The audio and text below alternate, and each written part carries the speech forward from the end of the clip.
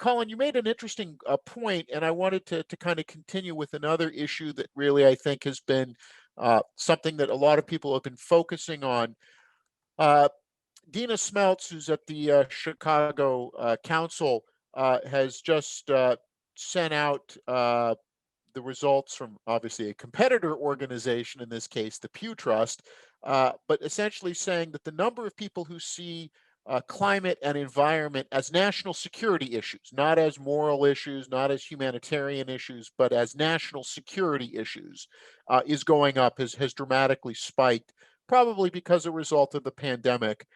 And I just wanted to get a sense from you about how that shift in messaging may or may not play out. There was another commentator who said, we're seeing a real change. Environment is no longer Al Gore lecturing you about why what you're doing is bad. Environment is now either national security or this is the opportunity of the future, right? So you were talking about pocketbook issues, and you see a real effort to try to connect environment and climate to we can all make money, we can all have good jobs at good wages, in this area. Do you think any of this is going to resonate with middle America? Do you think that you're going to see a shift on this issue?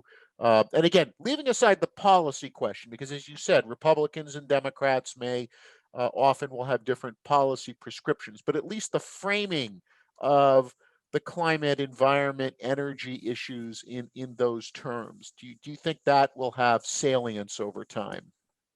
Well, I am struck how, on the issue of climate change, the Pentagon, which you would think of as being, one of the more hard-nosed institutions in American life, has long since come to the realization that climate change is real, that it poses security challenges for U.S. forces overseas and even U.S. bases inside the United States, that it can cause, or at least exacerbate or contribute to, civil conflict that may pull you in unexpected ways. So you have to take this seriously, right? And I think there's no question, there's an increased awareness in recent years of how big a challenge this really is. As you say, you're going to get dramatic differences in opinion across the ideological spectrum on how big a problem, what exactly to do about it when it comes to policy prescriptions. I think that's only going to continue with the current administration and in Congress. But just the recognition that this is real, that it actually causes challenges, that there is a security element to this, I think is spreading, actually. And it will be interesting to see in the future whether Republicans can rally around a position that's different from Trump's, but also, let's say, different from Biden's.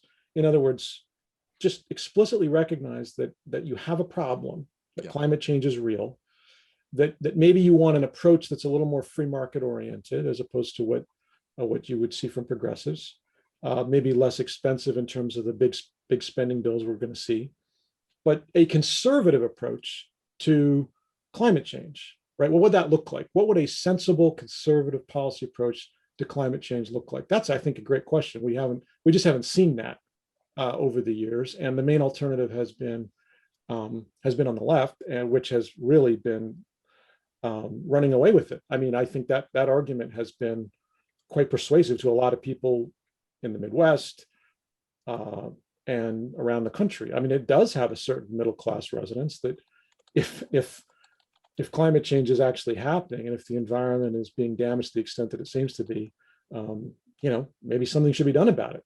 Recognize the reality.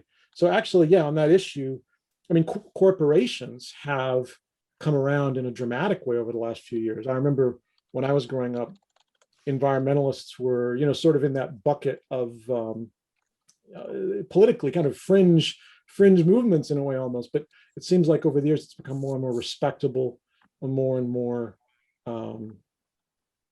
taken up by corporate leaders themselves who are on board with dramatic shifts in policy. So the Biden team, I think, has built on that.